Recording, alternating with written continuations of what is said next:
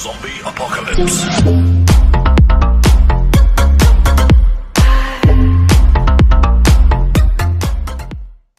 Bonjour tout le monde, on se retrouve aujourd'hui pour une toute nouvelle vidéo et aujourd'hui dans cette nouvelle vidéo, comme vous l'aurez vu au titre, je vais vous présenter qu'est-ce qu'il y a de nouveau dans la mise à jour Insider de Windows 10. Donc c'est la build 21327. Donc c'est la version, donc voilà, Insider qui est installée ici.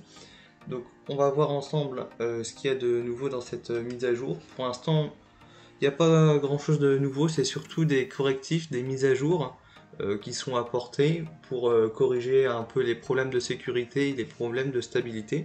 Mais il commence déjà à y avoir des petites nouveautés, comme par exemple quand on ouvre une fenêtre, il y a une nouvelle animation. Donc quand on ouvre la fenêtre et aussi quand on la ferme. Voilà. Ensuite, dans les paramètres, ils ont un petit peu mis à jour les icônes.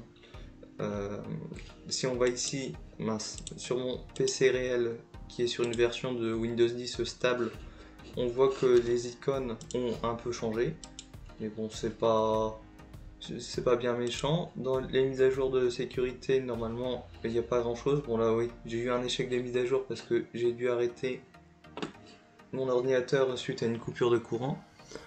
Voilà. Et après, c'est des nouveaux icônes ici dans le menu démarrer, dossier personnel, explorateur de fichiers. Donc c'est surtout un petit peu des changements d'icônes qu'il y a eu. Et c'est surtout des... graphiquement, il n'y a pas grand chose de nouveau. Mais c'est surtout des mises à jour système, pour que le système soit plus stable. Ici, j'ai installé le Edge Beta. Donc ici, j'ai le Edge en version stable, en version publique. Donc ici, c'est la version qu'on a en public, que tout le monde peut avoir sur son PC. Moi ici, j'ai la même version sur mon PC réel. Voilà. Et ici, alors, voilà, je vais fermer. Et ici, donc j'ai un deuxième icône Edge, et là, c'est Beta. Donc, c'est les versions Beta de Edge, c'est la version de développement de Edge.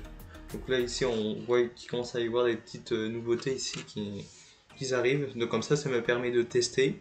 Quand je vois des problèmes, je signale ici dans le hub de commentaires.